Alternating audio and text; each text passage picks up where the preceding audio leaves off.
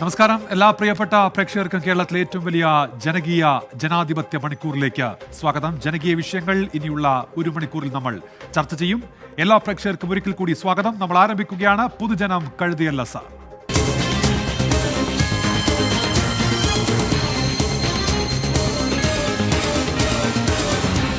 പൊതുജനം കഴുതയല്ല സാർ.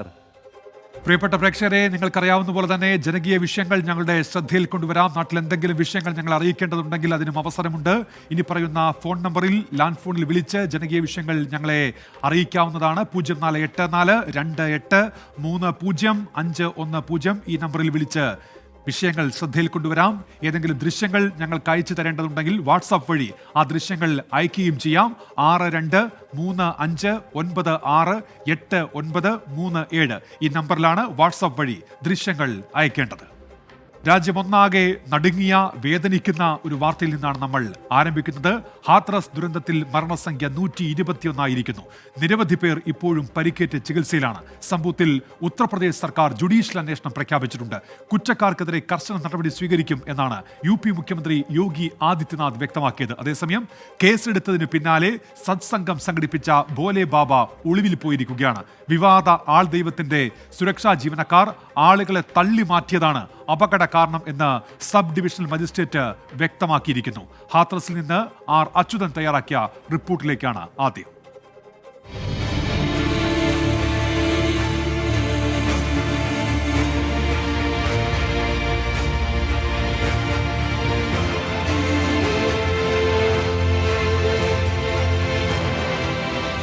ചെവിയെന്ന് കൂർപ്പിച്ചാൽ ഇപ്പോഴും ഇവിടെ നിന്ന് അലറിവിളികൾ കേൾക്കാം. പ്രാണവായു ലഭിക്കാതെ പിടഞ്ഞു വീണ നൂറുകണക്കിന് ആൾക്കാരുടെ നിലവിളികൾ. ഒന്നിനു പുറകെ ഒന്നായി ട്രാക്ടറിലും ലോറികളിലും ആശുപത്രിയിലേക്ക് എത്തിച്ച മൃതദേഹങ്ങൾ. മോർച്ചറി നിറഞ്ഞതോടെ വരാന്തയിലും മുറ്റത്തുമെല്ലാം മൃതദേഹങ്ങൾ കിടത്തിയിരുന്നു.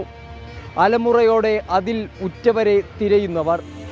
സമീപകാലത്ത് കണ്ട ഏറ്റവും വലിയ ദുരന്തത്തിൻ്റെ ഞെട്ടലിൽ രാജ്യത്തിൻ്റെ നടുക്കം ഇനിയും മാറിയിട്ടില്ല.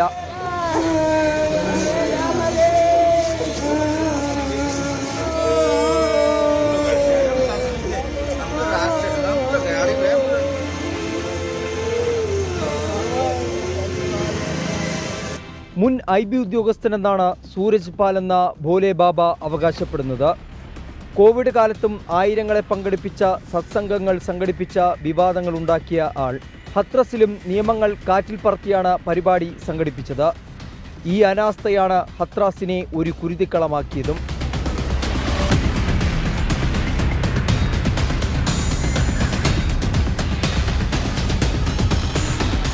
എൻ്റെ പുറകിൽ കാണുന്ന ഈ വേദിയിൽ 80,000 ആളുകൾക്ക് പങ്കെടുക്കാനാണ് അനുമതി. ഇരച്ചെത്തിയത് 2 ലക്ഷത്തിലധികം മനുഷ്യർ. തിരക്ക് നിയന്ത്രിക്കാൻ ഒരു മുൻകരുതലും സ്വീകരിച്ചില്ല എന്നത് പകൽ പോലെ വ്യക്തം. പ്രഭാഷണം കഴിഞ്ഞ് ഭോലെ ബാബ വേദി വിട്ടിറങ്ങിയപ്പോൾ ജനക്കൂട്ടം ആ ആൾ ദൈവത്തിനു നേരെ പാഞ്ഞെടുത്തു.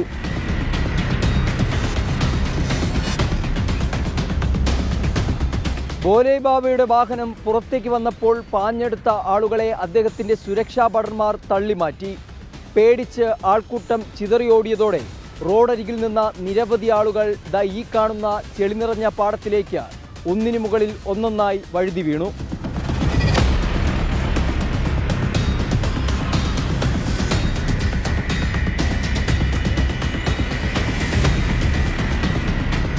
आते तो कर नहीं है, पहुंचा देते हैं बाबा को पहुंचाने गई थी कार्ड. तो फिर वहाँ पे इतना बड़ा हादसा, कुछ जानकारी मिली आप?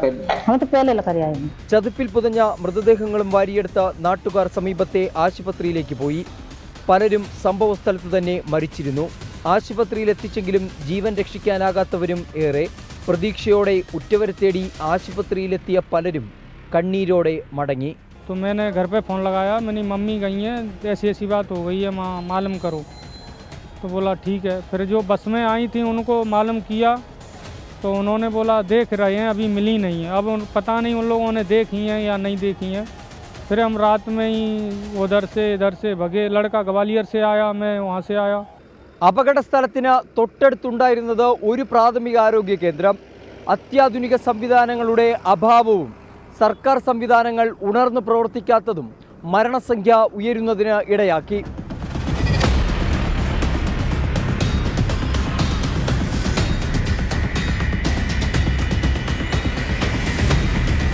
സംഭവത്തിന് പിന്നാലെ ഭോലെ ബാബ ഒളിവിൽ പോയി. പരിപാടിയുടെ സംഘാടകർക്കെതിരെ പോലീസ് കേസ് രജിസ്റ്റർ ചെയ്തിട്ടുണ്ട്. തെളിവ് നശിപ്പിക്കാൻ ശ്രമിച്ചെന്ന ഗുരുതര വകുപ്പും ഇവർക്കുമേൽ ചുമത്തി. അപകടം നടന്നതിന് പിന്നാലെ ദുരന്തബാധിതരുടെ ചെരുപ്പും മറ്റു വസ്തുക്കളും നശിപ്പിക്കാൻ ഇവർ ശ്രമിച്ചിരുന്നു.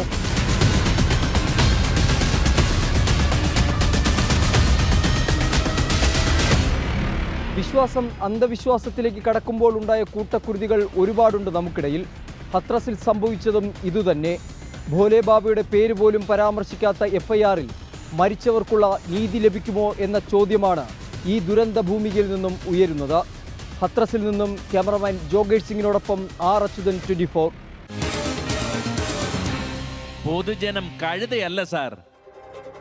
ജോസ്വിൻ ജോസഫ് പറയുന്നുണ്ട് ഈ ആൾദൈവങ്ങളെ നാട്ടിൽ നിന്ന് ഓടിക്കേണ്ട സമയം അതിക്രമിച്ചിരിക്കുന്നു എന്നുള്ളത്. ഷാനു പറയുന്നത് കേൾക്കാൻ വയ്യ. ഈയിടെയായി കൂടുതലും സങ്കട കാഴ്ചകൾ തന്നെ എന്നാണ് ഒരു പ്രതികരണമായി വരുന്നത്. നാളെ ക്ലാസ് ഉണ്ടോ എന്നുള്ള തരത്തിലുള്ള പതിവ് ചോദ്യങ്ങളൊക്കെ വന്നുകൊണ്ടിരിക്കുന്നു. മഴക്കാലത്ത് ഉയരുന്ന ചോദ്യമാണ് അത്. ഇപ്പോഴും യൂട്യൂബിൽ കമന്റുകളായി വന്നുകൊണ്ട് ഇരിക്കുകയും ചെയ്യുന്നു. നമ്മൾ ഇനി പോകുന്നത് കേരളത്തെ നടുക്കിയ ആ കൊലപാതകവുമായി ബന്ധപ്പെട്ട വാർത്തയുടെ വിശദാംശങ്ങളിലേക്കാണ്.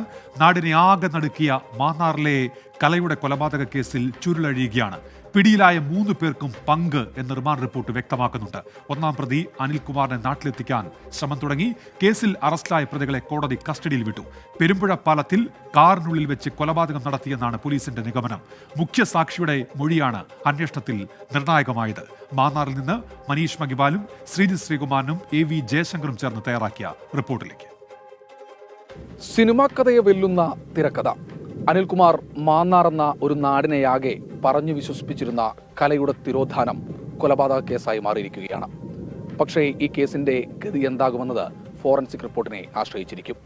3 പ്രതികളെ എന്തായാലും പോലീസിന് അറസ്റ്റ് ചെയ്യാനായി.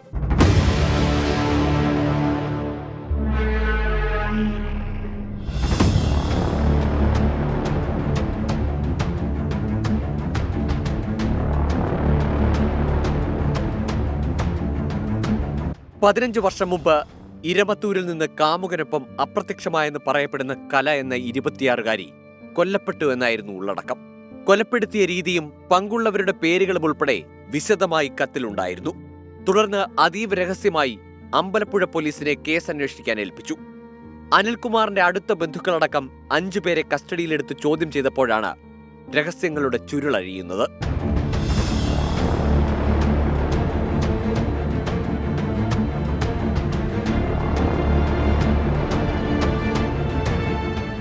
രണ്ടു സമുദായത്തിൽപ്പെട്ട കലയും അനിൽകുമാറും പ്രണയിച്ച് വിവാഹം കഴിച്ചവരാണ്.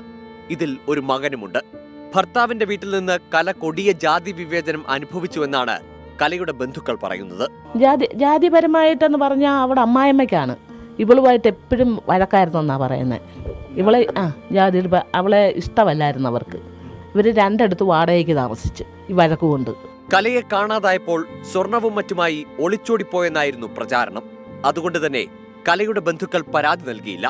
2 മാസത്തിനുള്ളിൽ അനിൽകുമാർ പുനർവിവാഹം കഴിക്കുകയും ചെയ്തു.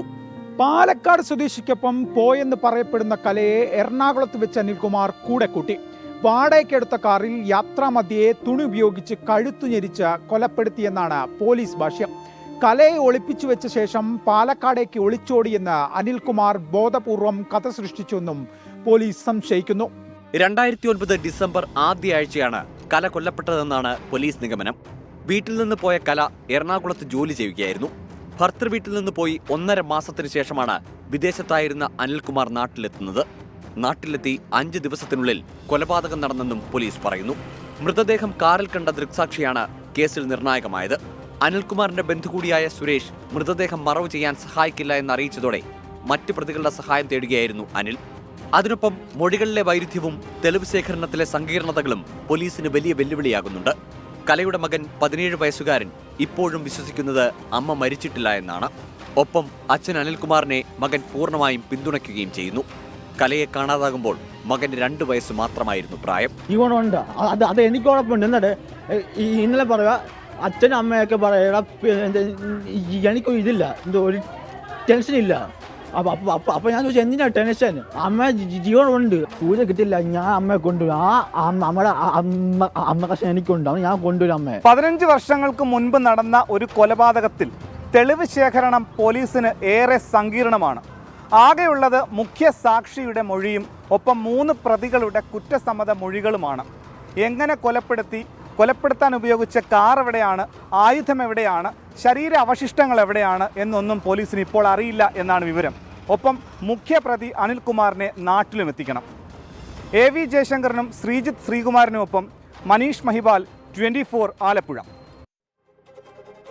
മനീഷ് മഹിപാലാണ്, ഒപ്പം ശ്രീജിത്ത് ശ്രീകുമാരനും ഉണ്ടായിരുന്നു, AV ജയശങ്കറും ഉണ്ടായിരുന്നു. 3 പേരും ചേർത്ത് തയ്യാറാക്കിയ റിപ്പോർട്ടാണ് കണ്ടത്. നാളെ വിദ്യാഭ്യാസ ബന്ധമുണ്ടോ, സ്കൂളിൽ കാണിച്ചാൽ കൊള്ളാമായിരുന്നുവെന്നാണ് മൻസൂർ ഇബ്രാഹിം പറയുന്നത്. അത് SFIയും ASFും ചേർന്ന് ദേശീയാടിസ്ഥാനത്തിൽ പ്രഖ്യാപിച്ചിരിക്കുന്ന വിദ്യാഭ്യാസ ബന്ധാണ്. നിർബന്ധിത സ്വഭാവത്തിലല്ല. അങ്ങനെ ഒരു ആഹ്വാനം 2 സംഘടനകളും ചേർന്ന് നടത്തിയിരിക്കുന്നെന്ന് മാത്രമേ ഉള്ളൂ. ജസ്നയുടെ കാര്യം രാഹുൽ ഓർമ്മപ്പെടുത്തുന്നുണ്ട്. ജസ്നയ്ക്കും ഇങ്ങനെ എന്തെങ്കിലും സംഭവിച്ചിട്ടുണ്ടാകും. ഇത്രയും വർഷമായിട്ടും CBI അന്വേഷിച്ചിട്ടും കാര്യമായ വിവരങ്ങൾ പുറത്തു വരുന്നില്ലല്ലോ എന്നാണ് രാഹുൽ അതുമായി ബന്ധപ്പെട്ട് ചോദിക്കുന്നത്. നമ്മളടുത്ത ഒരു റിപ്പോർട്ടിലേക്ക് പോകുന്നു. വയനാട് മേപ്പാടി താഞ്ഞിലോട് മൂത്താരിക്കുന്ന് പ്രദേശത്തുകാർക്ക് ഇപ്പോൾ ഭീതിയാണ്. കാടിറങ്ങിയെത്തുന്ന ആനകൾ ഇവരുടെ ജീവിതം തന്നെ താറുമാറാക്കുകയാണ്. വൻതോതിലാണ് കൃഷിനാശം. സന്ധ്യയ്ക്ക് ശേഷം പുറത്തിറങ്ങാൻ പോലും നാട്ടുകാർക്ക് ഭയമാണ്.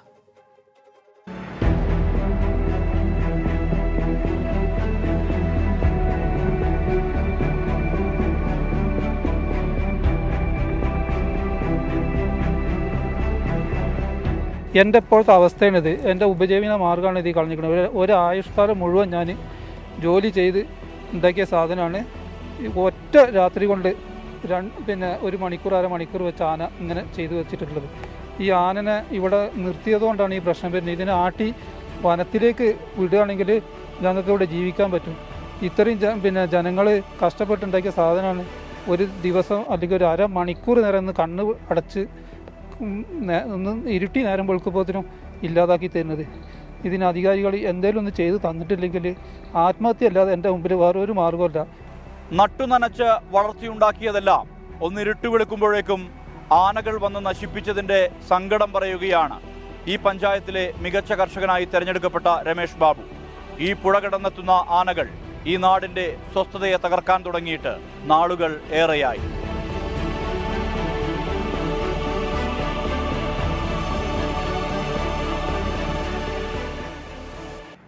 തേയില എസ്റ്റേറ്റുകൾ, വനം, തോട്ടങ്ങൾ ഇതെല്ലാം നിറഞ്ഞ ഭൂപ്രദേശമാണിത്. സന്ധ്യ കഴിഞ്ഞാൽ പിന്നെ കാട്ടാനകളുടെ നാട്ടിലേക്കുള്ള വരവാണ്. തോട്ടങ്ങളിൽ കയറി മതിക്കും, ഇറക്കിയ കൃഷിയെല്ലാം നശിപ്പിക്കും. രാവിലെ ഉണർന്നു നോക്കുന്ന നാട്ടുകാർക്ക് ഉഴുതുമറിച്ചിട്ട പാടം പോലെ കാണാം തോട്ടം. നെഞ്ച് പൊട്ടിപ്പോകാതിരിക്കുന്നത് എങ്ങനെ? കാണുമ്പോൾ നെഞ്ഞ് പൊട്ടുകയാണ്. ഇന്നലെയൊക്കെ വന്ന സംഭവം ഞങ്ങൾക്ക് കരച്ചിൽ വന്നിട്ട് വളപ്പിലേക്ക് ഇറങ്ങിയിട്ടില്ല. ഞങ്ങളൊന്നും ഒരു ഭക്ഷണം വരെ കഴിക്കാനുള്ള ഒരു ബുദ്ധിമുട്ട് ഞങ്ങൾക്കേ അറിയുള്ളൂ. അത്ര അധ്വാനിച്ചുണ്ടാക്കി ഞങ്ങൾ രാപ്പകലില്ലാതാണ് അധ്വാനിച്ചുണ്ടാക്കുന്നത്. ഇവിടെ 2 പേരെ ഞങ്ങൾ അധ്വാനിക്കുന്നത്, വേറെ ഇതാക്കുന്നില്ല, വേറെ പുറമെ പോകുന്നില്ല, ഒരു മേപ്പാടി പോക്കോ ഒന്നും ഇല്ലാതെയാണ് പണിയെടുക്കുന്നത്. ഒരു 6 മണി വരെ പണിയെടുത്തിട്ട് ഞങ്ങൾ മക്കളെ വളർത്തി. ഈ കൃഷി കൊണ്ടാണ് മക്കളെ വളർത്തുന്നത്. ചാലിയാറിന്റെ കൈവഴിയായ മീനാക്ഷിപ്പുഴ മുറിച്ചു കടന്നാണ് കാട്ടാനകൾ എത്തുന്നത്. 1ഉം 2ഉമല്ല, കൂട്ടങ്ങളായാണ് വരവ്.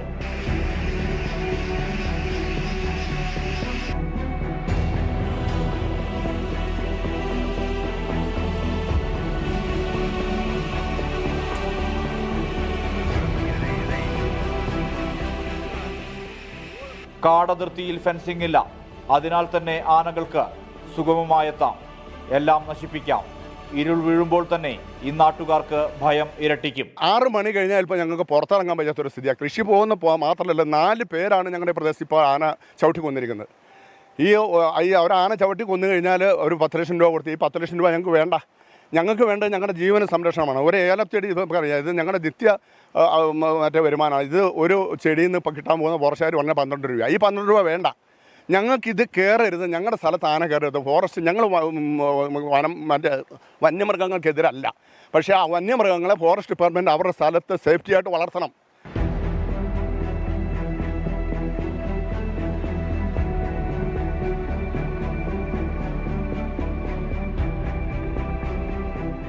മേപ്പാടിയിൽ വനം വകുപ്പിന് കീഴിലെ റാപ്പിഡ് റെസ്പോൺസ് ടീമിനെ ശക്തിപ്പെടുത്തണമെന്നും വാച്ചർമാരുടെ എണ്ണം കൂട്ടണമെന്നും നാട്ടുകാർ ആവശ്യപ്പെടുന്നുണ്ട്. ആനകളുടെ നാടിറക്കത്തിന് അറുതിയുണ്ടാക്കാൻ അതിർത്തിയിൽ ഹാങ്ങിങ് ഫെൻസിംഗ് വേഗത്തിൽ സ്ഥാപിക്കണമെന്നും ആവശ്യമാണ്.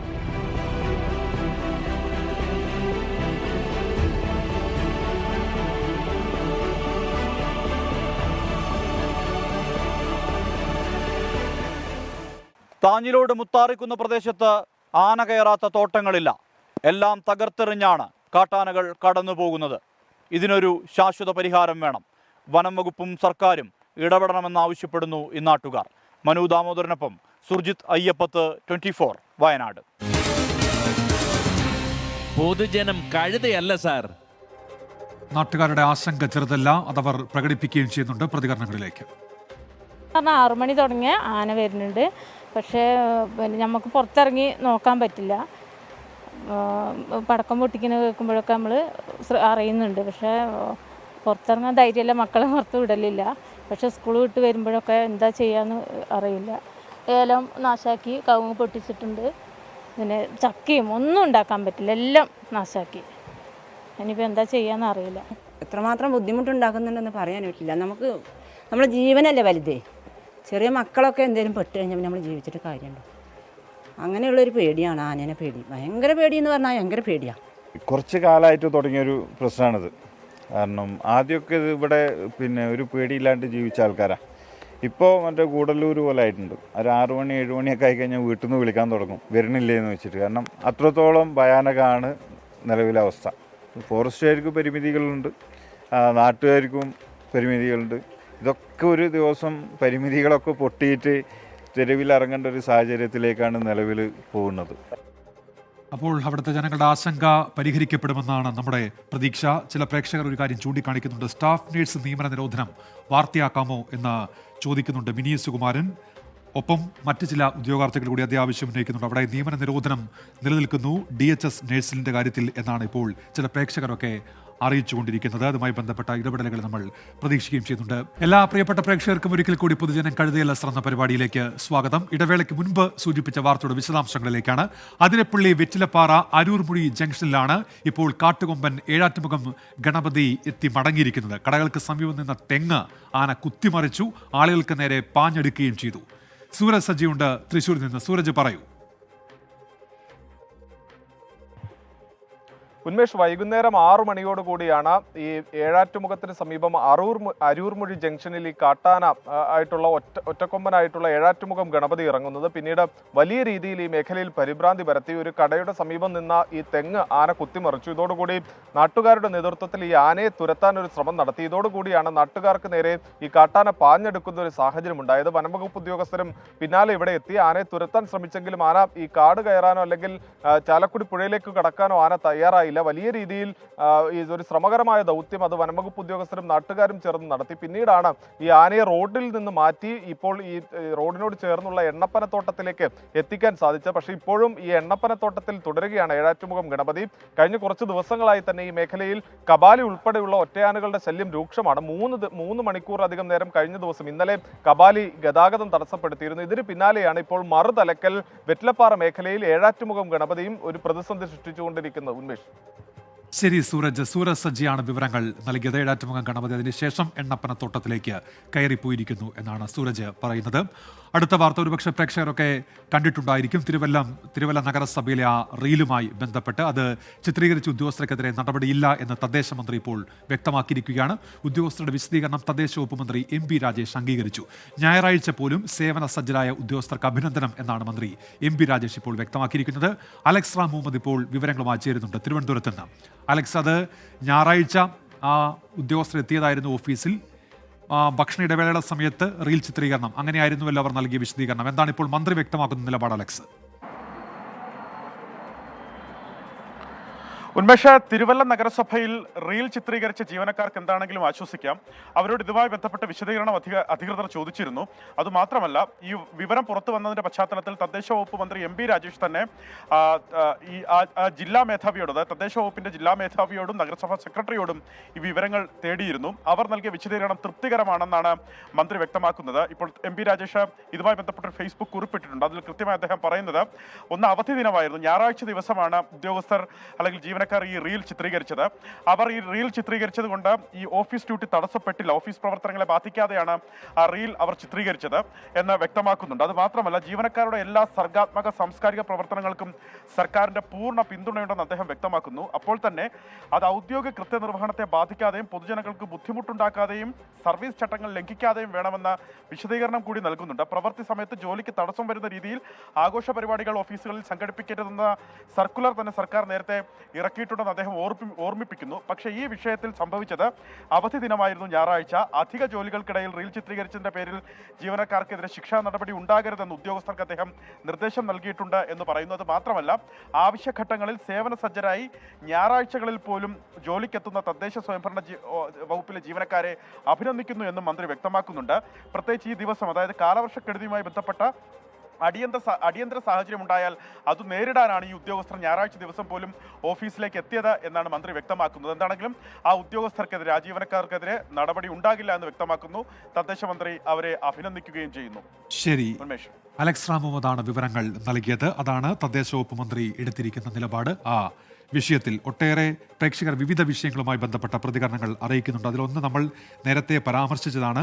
DHS സ്റ്റാഫ് നഴ്സ് നിയമനവുമായി ബന്ധപ്പെട്ട് വയനാട്ടിൽ സ്റ്റാഫ് നഴ്സ് റാങ്ക് ലിസ്റ്റിൽ നിന്ന് വെറും 6 നിയമനങ്ങൾ എന്നാണ് പ്രിയങ്ക പറയുന്ന പരാതി. പ്രാർത്ഥന ഭീഷന്റെ പ്രതികരണം ഇങ്ങനെ: രോഗി നഴ്സ് അനുപാതം പുതുക്കുക, പ്രൊമോഷൻ സമയബന്ധിതമായി നടപ്പിലാക്കുക, താൽക്കാലിക നിയമനങ്ങൾ തടയുക, ആ റാങ്ക് ലിസ്റ്റിൽ നിന്ന് നിയമനം ഉണ്ടാകണം എന്നാണ് അവരൊക്കെയും ആവശ്യപ്പെടുന്നത്. ആ വിഷയം നമ്മൾ അധികൃതരുടെ ശ്രദ്ധയിലേക്ക് കൊണ്ടുവരാൻ ശ്രമിക്കാം. Save DHS staff nurse rank list എന്ന അർച്ചന എസിന്റെ പ്രതികരണം വരുന്നു. അങ്ങനെ ഒട്ടേറെ ഉദ്യോഗാർത്ഥികൾ ആ വിഷയത്തിൽ ഇപ്പോൾ പ്രതികരണം അറിയിക്കുന്നുണ്ട്. ആ വിഷയം എന്തെന്ന് പഠിച്ച് നമ്മൾ അധികൃതരുടെ ശ്രദ്ധയിലേക്ക് കൊണ്ടുവരാൻ ശ്രമിക്കാമെന്നാണ് പറയാനുള്ളത്. നാളെ അവധിയുണ്ടോ എന്നാണ് മറ്റു ചില പ്രേക്ഷകരുടെ ചോദ്യം. നാളെ അങ്ങനെ അവധി പ്രഖ്യാപനം ഒന്നുമില്ല. SFI ASF സംഘടനകൾ പ്രഖ്യാപിച്ച ഒരു ദേശീയ വിദ്യാഭ്യാസ ബന്ദ് മാത്രമാണ്, അതൊരു ആഹ്വാനം മാത്രമാണ് എന്ന് കൂടി ഓർക്കുക. ഇപ്പോൾ ഒരു വാർത്താക്കുറിപ്പ് കൂടി വരുന്നുണ്ട്. ഈ SFI KSU സംഘർഷത്തിന്റെ പശ്ചാത്തലത്തിലാണ് KSU സംസ്ഥാന അധ്യക്ഷന്റെ ഒരു വാർത്താക്കുറിപ്പ്. ഇടിമുറികൾ കൊണ്ട് സൃഷ്ടിക്കുന്ന ചെങ്കോട്ടകൾ KSU തകർത്തെറിയും എന്നാണ് അലോഷ്യസ് സേവ്യറിന്റെ വാർത്താക്കുറിപ്പ് ഇപ്പോൾ പുറത്തുവരുന്നത്. അടുത്തൊരു റിപ്പോർട്ടിലേക്ക്. റോഡ് അളക്കാൻ പോയ ഉദ്യോഗസ്ഥ സംഘത്തിന് മദ്യപ സംഘത്തിന്റെ മർദ്ദനം. മെഴുവേലി പഞ്ചായത്തിൽ ഉദ്യോഗസ്ഥർക്കാണ് മർദ്ദനമേറ്റത്. പോലീസ് കേസെടുത്തു. ആക്രമണത്തിന്റെ ദൃശ്യങ്ങൾ പുറത്തു വന്നിട്ടുണ്ട്.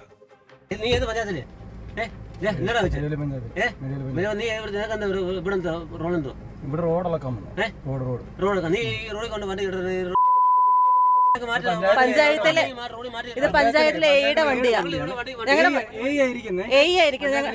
ഞങ്ങളുടെ വർക്ക്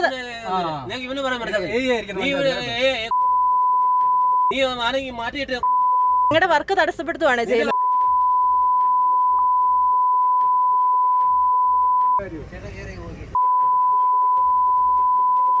ശ്രീജിത്ത് ശ്രീകുമാറിനുണ്ട് ഇപ്പോൾ വിവരങ്ങളുമായി. ശ്രീജിത്ത്, ആരാണ് ശ്രീജിത്ത് അക്രമി സംഘം? ഈ അക്രമി സംഘത്തെ കുറിച്ച് വ്യക്തമായ വിവരങ്ങൾ പോലീസിന്റെ പക്കലുണ്ട് എന്നാണ് മനസ്സിലാക്കുന്നത്. ഈ അക്രമി സംഘത്തെ, ഈ മദ്യപ സംഘമാണ്. ഇവരവിടെ ഓട്ടോയിൽ വന്ന ശേഷം ഈ റോഡ് അളക്കാൻ വേണ്ടി വന്ന വാഹനം, ഈ എയുടെ തന്നെ വാഹനമായിരുന്നു അത്. ഈ മരിയ ജോസഫ് അവരുടെ വാഹനമായിരുന്നു. ആ വാഹനം അവിടെ നിർത്തിയിട്ട് തന്നെ ചോദ്യം ചെയ്യുകയും തുടർന്ന് അങ്ങോട്ടും ഇങ്ങോട്ടും തർക്കം ഉണ്ടാവുകയായിരുന്നു. എന്തായാലും ആ ബീപ് ശബ്ദം കേട്ടാൽ അറയ്ക്കുന്ന തെറികളാണ്. വലിയ തോതിൽ ആ തെറി വിളിച്ചുകൊണ്ടാണ് ഇത്തരത്തിലുള്ള ഒരു ആക്രമണം നടത്തുന്നത്. ഇതുകൂടായി അവിടുത്തെ സർവേയർ കൃഷ്ണപ്രസാദ്, ഡ്രൈവർ രാജേഷ് എന്നിവരെയാണ് മർദ്ദിച്ചത്. ഈ മർദ്ദിക്കുന്നതും ആ ദൃശ്യങ്ങളിൽ നിന്ന് വ്യക്തമാണ്. എന്തായാലും ഈ മദ്യപ സംഘത്തിനെതിരെ ഒരു പരാതി പെട്ടെന്ന് തന്നെ ഈ മെഴുവേലിയിലെ ഈ ഉദ്യോഗസ്ഥ സംഘം നൽകിയിട്ടുണ്ട്. എന്തായാലും ഇവർക്കെതിരെ കേസെടുത്തിട്ടുണ്ട്. പോലീസ് ഇവരെ ഏതാണ്ട് മനസ്സിലായിട്ടുണ്ട്. അറസ്റ്റ് അടക്കമുള്ള നടപടിക്രമങ്ങളിലേക്ക് കടക്കുമെന്നാണ് അറിയിച്ചിട്ടുള്ളത്. ശരി, ശ്രീജിത്ത് ശ്രീകുമാറിനാണ് വിവരങ്ങൾ നൽകിയത്. നേരത്തെ ഒരു കാര്യം ചൂണ്ടിക്കാണിച്ചിരുന്നു. ഒട്ടേറെ പ്രേക്ഷകർ നമ്മുടെ യൂട്യൂബിൽ കമന്റ് ചെയ്യുന്നുണ്ട്. DHS staff nurse vacancy report ചെയ്യുക, നിയമനം വേഗത്തിലാക്കുക. നീതു കൃഷ്ണ പറയുന്നുണ്ട് രോഗി നഴ്സ് അനുപാതം പുതുക്കുക. ഇതൊക്കെ സർക്കാർ ചെയ്യണമെന്നാണ് ആവശ്യപ്പെടുന്നത്. ഒട്ടേറെ പ്രേക്ഷകർ ആ വിഷയത്തിൽ പ്രതികരിക്കുന്നു. പ്രിയങ്ക പറയുന്നത് 10,000 യുവാക്കളുടെ ജീവിതം മാത്രമല്ല 10,000-ൽ പരം യുവാക്കളുടെ കുടുംബങ്ങളുടെ പ്രതീക്ഷയാണ് സർക്കാരെ. ഞങ്ങൾക്ക് ഈ ജോലി യാചിക്കുകയല്ല, ഞങ്ങൾക്ക് അർഹതപ്പെട്ടതാണ് ഞങ്ങൾ ചോദിക്കുന്നത് എന്ന് പറയുന്നുണ്ട്. അങ്ങനെ ആ സ്റ്റാഫ് നഴ്സ് നിയമനം നടക്കാത്തതിൽ അമർഷത്തിലാണ് ഒട്ടേറെ ഉദ്യോഗാർത്ഥികൾ. നമ്മൾ അതുമായി ബന്ധപ്പെട്ട ഒരു റിപ്പോർട്ടാണ് ഇനി നൽകുന്നത്. ആരോഗ്യവകുപ്പിൽ PSC ലിസ്റ്റിൽ നിന്നുള്ള നിയമനം ഇഴഞ്ഞു നീങ്ങുന്നു. സംസ്ഥാനത്താകെ 7,000-ലധികം പേരുള്ള റാങ്ക് ലിസ്റ്റിൽ നിന്ന് 2.5 വർഷത്തിനിടെ 1000 പേർക്ക് മാത്രമാണ് നിയമനം നൽകിയിട്ടുള്ളത്. ഡിസംബറിൽ ലിസ്റ്റിന്റെ കാലാവധി അവസാനിക്കാനിരിക്കെ ഒഴിവുകളിൽ താൽക്കാലിക നിയമനങ്ങൾ നടത്തി മുന്നോട്ട് പോവുകയാണ് സർക്കാർ. ആരോഗ്യവകുപ്പിന് കീഴിൽ നഴ്സിംഗ് ഓഫീസർമാരുടെ റാങ്ക് ലിസ്റ്റ് നിലവിൽ വന്നത് 2021 ഡിസംബറിലാണ്. 2 വർഷവും 7 മാസവും പിന്നിടുന്നു. എന്നിട്ടും നിയമനം കാത്തിരിക്കുന്നത് 6000-ലധികം ഉദ്യോഗാർത്ഥികളാണ്. 14 ജില്ലകളിലായി 7123 പേരാണ് ലിസ്റ്റിലുള്ളത്. ഇതുവരെ നിയമനം ലഭിച്ചത് 1006 പേർക്കു മാത്രം. നിയമനം ഇഴഞ്ഞു നീങ്ങുന്നതോടെ പ്രതിസന്ധിയിലായിരിക്കുന്നത് നിരവധി പേരാണ്. പകുതിയോളം പേർക്ക് ഇനിയൊരു PSC പരീക്ഷ എഴുതാനുള്ള പ്രായപരിധി ഉടൻ പൂർത്തിയാകും. അതിനിടെ ഇതേ തസ്തികയിലേക്ക് മറ്റൊരു PSC പരീക്ഷ നടത്തി ഷോർട്ട് ലിസ്റ്റും പ്രസിദ്ധീകരിച്ചിരിക്കുകയാണ് PSC. ഈ ഒരു റാങ്ക് ലിസ്റ്റ് നിലനിൽക്കുമ്പോൾ തന്നെ പുതിയൊരു ഇതേ സെയിം കാറ്റഗറിയിലുള്ള PSC എക്സാം നടത്തുകയും അതിൻ്റെ പുതിയൊരു ഷോർട്ട് ലിസ്റ്റ് ഇറങ്ങുകയും ചെയ്തു. ഇപ്പോൾ PSC എക്സാം വെറും ഒരു പ്രഹസനം മാത്രമായിട്ട് മാറിക്കൊണ്ടിരിക്കുകയാണ്. അതുപോലെ തന്നെ കഴിഞ്ഞ സർക്കാരിൻ്റെ ക്യാബിനറ്റ് കൂടി പാസ്സാക്കിയ പോസ്റ്റ് ക്രിയേഷനിൽ 1200 ഉണ്ടായിരുന്നു. അതിലാകെ 300 മാത്രമേ പാസ്സായിട്ടുള്ളൂ. ബാക്കി 900 പോസ്റ്റ് ക്രിയേഷൻസ് എവിടെ പോയി എന്ന് ഞങ്ങൾ സർക്കാരിനോട് ചോദിക്കുകയാണ്. ആർദ്രം പദ്ധതിയുടെ കീഴിൽ 212 ആശുപത്രികളിലേക്ക് നിയമനങ്ങൾ നടത്തേണ്ട ഫയൽ ധനകാര്യ വകുപ്പ് പിടിച്ചു വച്ചിരിക്കുന്നു. ഒഴിവുകളിലേക്ക് കൃത്യമായി പ്രമോഷൻ നടത്തുന്നില്ല. 60 വർഷം മുമ്പുള്ള സ്റ്റാഫ് പാറ്റേണാണ് ആരോഗ്യവകുപ്പിൽ ഇപ്പോഴും നിലനിൽക്കുന്നത്. ഇത് പുതുക്കണമെന്നും ആവശ്യമുണ്ട്. ഈ പാറ്റേൺ പ്രകാരം 4 രോഗികൾക്ക് 1 നേഴ്സ് എന്നതാണ് അനുപാതം. എന്നാൽ രോഗികൾ വർദ്ധിച്ചു വരുന്ന ഈ കാലഘട്ടത്തിൽ 90 രോഗികൾക്ക് 1 നേഴ്സ് എന്നതിലേക്ക് എത്തിയിരിക്കുന്നു കാര്യങ്ങൾ. മാലാഖമാരെന്ന വിശേഷണങ്ങൾക്കപ്പുറം ഉപജീവനത്തിനുള്ള മാർഗമാണ് വേണ്ടതെന്ന് ഉദ്യോഗാർത്ഥികൾ പറയുന്നു. കൊച്ചിയിൽ നിന്ന് അശ്വിൻ പാലാഴി, 24. പൊതുജനം കഴുതയല്ല സാർ. അപ്പോൾ അതുമായി ബന്ധപ്പെട്ട് നിയമനങ്ങൾ നടക്കാത്തതിൽ വലിയ രോഷം ഉയരുന്നുണ്ട്. പ്രതികരണങ്ങളിലേക്കാണ്. 14 ജില്ലകളിലും 7000-ലധികം ഉദ്യോഗാർത്ഥികൾ ഉൾപ്പെട്ടിട്ടുണ്ടെങ്കിലും അതിൽ 1000-ൽ താഴെ നിയമനങ്ങൾ മാത്രമേ നമുക്ക് നടന്നിട്ടുള്ളൂ. അതായത് 10% താഴെ മാത്രമേ നമുക്ക് നിയമനങ്ങൾ നടന്നിട്ടുള്ളൂ.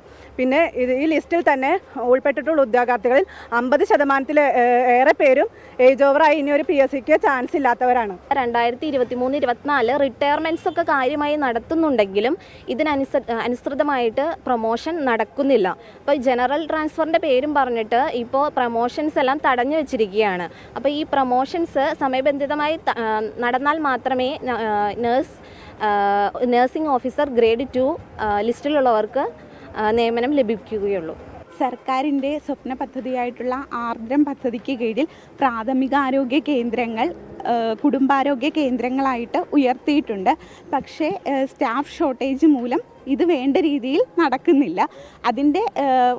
അതിന് വേണ്ട മാർഗമെന്ന് പറയുന്നത് പോസ്റ്റ് ക്രിയേഷൻ തന്നെയാണ്. അപ്പോൾ ഞങ്ങളുടെ ഈ ലിസ്റ്റ് 418/2019 വേണ്ട രീതിയിൽ നന്നായിട്ട് കൊണ്ടുപോയി പോസ്റ്റ് ക്രിയേഷൻ ഇതിൽ നിന്നും നടത്തി ഞങ്ങളുടെ ലിസ്റ്റ് സംരക്ഷിക്കണമെന്നാണ് ഞങ്ങൾക്ക് പറയാനുള്ളത്. അപ്പോൾ ഒട്ടേറെ ഉദ്യോഗാർത്ഥികൾ ചൂണ്ടിക്കാണിച്ച ആശങ്കയാണ് ഇപ്പോഴും കമന്റ് രൂപത്തിൽ അവരുടെ ആശങ്കകൾ അവർ അറിയിക്കുന്നുണ്ട്. ആ ആശങ്ക നമ്മൾ അതേപടി അധികൃതരുടെ മുൻപിലേക്ക് എത്തിക്കുകയാണ് ഈ റിപ്പോർട്ടിലൂടെ. എല്ലാ പ്രേക്ഷകർക്കും ഒരിക്കൽ കൂടി പൊതുജനം കഴുതയല്ല എന്ന പരിപാടിയിലേക്ക് സ്വാഗതം. ഇപ്പോൾ എറണാകുളം ഏലൂരിൽ നിന്ന് ഒരു വാർത്ത വരുന്നുണ്ട്. അവിടെ സിനിമാ സെറ്റിന്റെ അവശിഷ്ടങ്ങൾ കൂട്ടിയിട്ട് കത്തിച്ചതോടെ മാലിന്യ പുക ശ്വസിച്ച് പ്രദേശവാസികൾക്ക് ദേഹാസ്വാസ്ഥ്യമുണ്ടായി. FACTയുടെ ഗ്രൗണ്ടിൽ ഗുരുവായൂർ അമ്പലനടയിൽ എന്ന സിനിമയ്ക്ക് വേണ്ടി നിർമ്മിച്ച സെറ്റാണ് കത്തിച്ചത്. അശ്വിൻ പാലാഴി കൊച്ചിയിൽ നിന്നിപ്പോൾ വിവരങ്ങൾ വായിച്ചിരുന്നുണ്ട്. അശ്വിൻ, യാതൊരു മുന്നറിയിപ്പും അത്തരത്തിൽ ഒരു ഇതും സ്വീകരിക്കാതെ ആയിരുന്നു സെറ്റ് കത്തിച്ചത്? അശ്വിൻ, ഉന്മേഷ്, മാസങ്ങൾ മുമ്പ് ചിത്രീകരണം പൂർത്തിയായ ചിത്രമായ ഗുരുവായൂർ അമ്പല നടയിലിന്റെ സെറ്റ്, അതിന്റെ അവശിഷ്ടങ്ങൾ അവിടെ തന്നെ കിടക്കുകയായിരുന്നു. അതിനുശേഷമാണ് സിനിമയുടെ നിർമ്മാതാക്കൾ പുറത്തുള്ള ഒരു കരാറുകാരന് അത് മാലിന്യങ്ങൾ നീക്കാനുള്ള കരാറ് കൊടുത്തത്. ആ കരാറുകാരനാണ് ഇന്നെത്തി മുന്നറിയിപ്പില്ലാതെ നഗരസഭയിൽ ഒന്നും അറിയിക്കാതെ പെട്ടെന്നെത്തി മാലിന്യങ്ങൾ കൂട്ടിയിട്ട് കത്തിച്ചത്. വലിയ തോതിൽ പ്ലാസ്റ്റിക് മാലിന്യങ്ങൾ ഉൾപ്പെടെ അവിടെ ഉണ്ടായിരുന്നു. അത് ഒരുമിച്ച് കത്തിച്ചതോടെ പ്രദേശത്താകെ മാലിന്യ പുക പടരുകയായിരുന്നു. അങ്ങനെ സമീപത്തുണ്ടായിരുന്ന വീടുകളിലുള്ളവർക്ക് ദേഹാസ്വാസ്ഥ്യം അനുഭവപ്പെട്ടു. അവർക്ക് ശ്വാസതടസ്സം നേരിട്ടു. 3-4 പേർ ആശുപത്രിയിൽ പോയിട്ടുണ്ട്. അവരുടെ ആരോഗ്യസ്ഥിതിയിൽ മറ്റു പ്രശ്നങ്ങളില്ല. എങ്കിലും ആ പ്രദേശത്ത് ഇപ്പോഴും പുക തുടരുകയാണ്. വലിയ തോതിൽ പുകയേറുന്നതോടെ നഗരസഭ ഫയർഫോഴ്സിനെ വിവരം അറിയിച്ചു. ഫയർഫോഴ്സ് എത്തി തീ അണയ്ക്കുകയായിരുന്നു. മാലിന്യങ്ങൾ പൂർണ്ണമായി കത്തിത്തീരുന്നതിന് മുമ്പ് തീ അണച്ചു. എന്തായാലും നിലവിൽ ഇപ്പോൾ പൂർണ്ണമായും പുക മാറിയിട്ടുമുണ്ട്. സിനിമാ നിർമ്മാതാക്കൾ കരാറുകാരെ ഏൽപ്പിച്ചതാണ്. ആ കരാറുകാരാണ് മുന്നറിയിപ്പൊന്നുമില്ലാതെ ആ അവശിഷ്ടങ്ങൾ കൂട്ടിയിട്ട് കത്തിച്ചത്. അശ്വിൻ പാലാഴിയാണ് വിവരങ്ങൾ നൽകിയത്. ഇനി നമുക്ക് ചുറ്റും പ്രകാശമാകുന്ന, പ്രചോദനമാകുന്ന, കൗതുകമുണ്ടാക്കുന്ന ചില വാർത്തകളുണ്ട്. അത്തരമൊരു വാർത്തയിലേക്കാണ് ബി പോസിറ്റീവ്.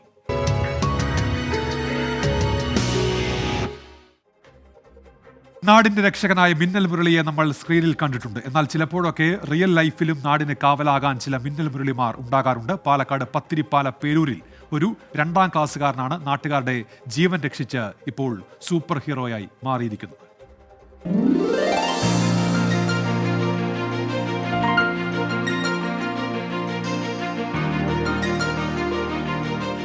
ഒരു 2ാം ക്ലാസ്സുകാരൻ എങ്ങനെയാണ് ഒരു നാടിൻ്റെ ഹീറോയായി മാറുന്നത്? അങ്ങനെയാകാൻ കഴിയുമെന്ന് തെളിയിച്ചിരിക്കുകയാണ് പാലക്കാട് പത്തിരിപ്പാലയിലെ പേരൂരിലുള്ള ഋദ്ദിഖ് എന്ന 2ാം ക്ലാസ്സുകാരൻ. ഒരു നാടിനാകെ ഷോക്കാകുമായിരുന്ന വിഷയത്തിൽ നിന്ന് ആ നാടിനെ സംരക്ഷിച്ച് നാട്ടിലെ ഹീറോ ആയി മാറുകയാണ് ആ കൊച്ചുമിടുക്കൻ. ഇവനാണ് ആ മിടുക്കൻ. നമുക്ക് എന്താണ് സംഭവിച്ചതെന്ന് ആദ്യം ഇവരുടെ സ്കൂളിലെ എച്ച്എമ്മിനോടൊന്ന് വേഗത്തിൽ ചോദിച്ച് മനസ്സിലാക്കാം. മോൻ്റെ വീടിൻ്റെ അടുത്ത് ഒരു പോസ്റ്റ് പൊട്ടിക്കിടന്നിരുന്നു. പക്ഷെ ആരും അത് ശ്രദ്ധിച്ചിട്ടില്ല. എത്രയോ പേര് അതിനെ പോയതാണ്, പക്ഷെ ആരും ശ്രദ്ധിച്ചില്ല. ഞങ്ങളുടെ കുട്ടി ഒരു നാടിനെ തന്നെ രക്ഷിച്ചു എന്ന് തന്നെ പറയണം. അവൻ വീട്ടിൽ പോയി അമ്മമ്മോട് കൃത്യമായിട്ട് കാര്യം പറഞ്ഞപ്പോൾ അമ്മാമ്മൻ വിളിച്ച് KSEB അറിയിച്ചു. അത് അവർ കൃത്യസമയത്ത് തന്നെ വൈദ്യുതി പ്രവഹിച്ചിരുന്നു എന്നാണ് പറയണത്. അപ്പോൾ എത്രയോ വലിയ കാര്യമാണ് ഞങ്ങളുടെ മോൻ ചെയ്തു എന്നുള്ളത് ഞങ്ങൾക്ക് വലിയ അഭിമാനമുള്ള കാര്യം തന്നെയാണ്. ചോദിച്ചു നോക്കാം, എടുത്തു നോക്കട്ടെ. നീയേ എന്താ നീ കണ്ടത്? നീ സൈക്കിൾ ഓടിക്കായിരുന്നോ? സൈക്കിൾ ഓട്ടുമ്പോ പോസ്റ്റ് കണ്ടു. അമ്മമ്മടുത്ത് പറഞ്ഞിട്ട് അമ്മമ്മ മാമടുത്ത് പറഞ്ഞിട്ട് അങ്ങോട്ട് വിളിച്ചു പറഞ്ഞിട്ട് കറണ്ട് ഓഫ് ചെയ്തു. അപ്പൊ അതിൽ ഷോക്ക് ഉണ്ട് എങ്ങനെ മോനെ മനസ്സിലായത്? അത് കറണ്ട് ഉണ്ടായിരുന്നു വീട്ടില്. അപ്പൊ ഞാൻ കണ്ടുപിടിച്ചു. എന്നിട്ട് അമ്മമ്മ പറഞ്ഞു. ക്ലാസ് ടീച്ചറോടും കൂടെ ഒരു വാക്ക് ചോദിക്കാം. ക്ലാസ്സിൽ ഇങ്ങനെ തന്നെയാണോ ആള്? നല്ല ആക്റ്റീവാണ്? അതെ, നല്ല ആക്റ്റീവാണ്. എല്ലാ പ്രവർത്തനങ്ങളിലും മുന്നോട്ട് വരുന്ന ഒരു കുട്ടിയാണ്. തികച്ചും അഭിമാനത്തിൻ്റെ നിമിഷം തന്നെയാണ്. അപ്പോൾ ടീച്ചർ പറയുന്നത് കഴിഞ്ഞ വർഷം എങ്ങാണ്ട് ഒരു ക്ലാസ്സിൽ നിന്ന് കിട്ടിയ അറിവായിരിക്കാമെന്നാണ് പറയുന്നത്. എന്താണ് അതിനെക്കുറിച്ച്? ഇവിടെ KSEBിൽ എഞ്ചിനീയറായ പ്രേംകുമാർ സാർ ഇവിടെ വന്നിരുന്നു. അദ്ദേഹത്തിൻ്റെ ക്ലാസ് കൂടുതൽ ഗുണപ്രദമായി എന്ന് തന്നെ പറയാം. കുട്ടിയെ അത് കണ്ട് അമ്മൂമ്മയെ അറിയിക്കുകയും അത് വിളിച്ച് പെട്ടെന്നുള്ള വേദി പ്രഭാവം ഓഫാക്കുകയാണ് ചെയ്തത്. അത് നാടിൻ്റെ അഭിമാനമായി ഋത്തിക്. തീർച്ചയായിട്ടും. എന്തായാലും സ്കൂളിലെ കുട്ടികൾ, ഒപ്പം അധ്യാപകർ, PTA ഭാരവാഹികൾ അവരെല്ലാം വലിയ സന്തോഷത്തിലാണ്. കാരണം അവരുടെ ഒരു കുട്ടി ആ നാട്ടിലൊരു ഹീറോ ആയി മാറുന്നു, ആ നാടിനാകെ സംരക്ഷകനായി മാറുന്ന ഒരു കാഴ്ച കൂടിയാണ് നമുക്ക് കാണാൻ കഴിയുന്നത്. രാജീവ് സുദേവിനൊപ്പം പത്തിരിപ്പാലയിൽ നിന്ന് നിഖിൽ പ്രമേഷ്, 24. ഇപ്പോൾ വരുന്ന ഒരു വാർത്തയിലേക്കാണ്. ഇനി ഹാത്രസ് അപകടവുമായി ബന്ധപ്പെട്ട് ബോലെ ബാബയുടെ ആശ്രമത്തിന്റെ പ്രതികരണം വരുന്നുണ്ട്. തിക്കിലും തിരക്കിലും പെട്ട അപകടം ചില സാമൂഹ്യ വിരുദ്ധർ സൃഷ്ടിച്ചത് എന്നാണ് ഇപ്പോൾ അവരുടെ പ്രതികരണം വരുന്നത്. അച്യുതൻ വിവരങ്ങളുമായി ചേരുന്നുണ്ട്. അച്യുതൻ, ജുഡീഷ്യൽ അന്വേഷണം പ്രഖ്യാപിച്ചതേ ഉള്ളൂ സർക്കാർ. ഇപ്പോൾ എന്താണ് ആശ്രമം വിശദീകരിക്കുന്നത് അപകടവുമായി ബന്ധപ്പെട്ട്? ഉന്മേഷ്, ഈ സംഭവത്തിന് പിന്നാലെ ബോലെ ബാബ ഒളിവിൽ പോയിരിക്കുകയാണ്. പക്ഷേ അദ്ദേഹത്തിന്റെ ആശ്രമത്തിൽ നിന്നും ഇതുമായി ബന്ധപ്പെട്ട ഒരു പ്രതികരണം ഉണ്ടായിരിക്കുന്നു. അതായത് ഈ സംഭവം, ഈ സത്സംഗ് കഴിഞ്ഞ ശേഷം നേരത്തെ തന്നെ മടങ്ങിയെന്നും അതിനുശേഷം ചില സാമൂഹ്യ വിരുദ്ധരാണ് ഇത്തരമൊരു അപകടം സൃഷ്ടിച്ചത് എന്നുള്ള ഒരു വിശദീകരണം ഉണ്ടാകുന്നുണ്ട്. ഇതിൽ ഈ നിലവിലെ കേസുമായി ബന്ധപ്പെട്ട തുടർ നിയമ നടപടികൾ സ്വീകരിക്കാൻ സുപ്രീം കോടതിയിലെ മുതിർന്ന അഭിഭാഷകൻ AP സിംഗിനെ നിയോഗിച്ചിട്ടുണ്ടെന്നും ആ മറുപടി, അതായത് ഈ വിശദീകരണ കത്തിൽ, കുറിപ്പിൽ പ്രതികരിക്കുന്നുണ്ട്. മാത്രമല്ല, മരിച്ചവർക്ക് അനുശോചനവും അതുപോലെ തന്നെ പരിക്കേറ്റവർ വേഗം സുഖം പ്രാപിക്കട്ടെ എന്നും പറയുന്നുണ്ട്. പക്ഷേ ഈ വലിയ അപകടത്തിലേക്ക് വഴിവെച്ച ഈ ഒരു മതപ്രഭാഷണ ചടങ്ങ്, അതിൽ നിന്നും ഇത്തരത്തിലൊരു വിശദീകരണം നൽകിക്കൊണ്ട് ഈ ബോലെ ബാബയ്ക്ക് നൽകിക്കൊണ്ട് പിന്മാറാൻ കഴിയുമോ എന്നുള്ളതാണ് ഇതുമായി ബന്ധപ്പെട്ട് ഉയരുന്ന കാര്യങ്ങൾ. കാരണം ഇദ്ദേഹത്തിന്റെ പരിപാടി ഇതിനു മുൻപ് വിവാദം സൃഷ്ടിച്ചത് കൊണ്ട് തന്നെ നിലവിൽ ഇദ്ദേഹത്തിനെതിരെ നിയമ നടപടികൾ സ്വീകരിക്കണമെന്നൊരു ആവശ്യം കൂടി ഉയരുന്നുണ്ട്. ഉന്മേഷ്, അച്യുതനാണ് വിവരങ്ങൾ നൽകിയത്. ഇപ്പോൾ ഹാത്രസിൽ നിന്നും അതുമായി ബന്ധപ്പെട്ട് ആശ്രമത്തിന്റെ ഔദ്യോഗിക വിശദീകരണം വരികയാണ്. നാളെ സ്കൂളുണ്ടോ, നാളെ അവധിയുണ്ടോ എന്നിങ്ങനെ ചോദ്യങ്ങൾ ഒട്ടേറെ യൂട്യൂബിൽ വരുന്നുണ്ട്. അതിനെല്ലാം നേരത്തെ മറുപടി പറഞ്ഞാണ്. ഔദ്യോഗികമായ തരത്തിൽ മഴയുടെ പേരിൽ ഒരു അവധി പ്രഖ്യാപനമില്ല. SFIയുടെയും ASFന്റെയും വിദ്യാഭ്യാസ ബന്ധം നാളെയുണ്ട്. അതിന്റെ പേരിൽ അവർ പ്രതിഷേധം നടത്തുമെന്നല്ലാതെ ഔദ്യോഗിക സ്വഭാവത്തിലൊരു അവധി പ്രഖ്യാപനമില്ല.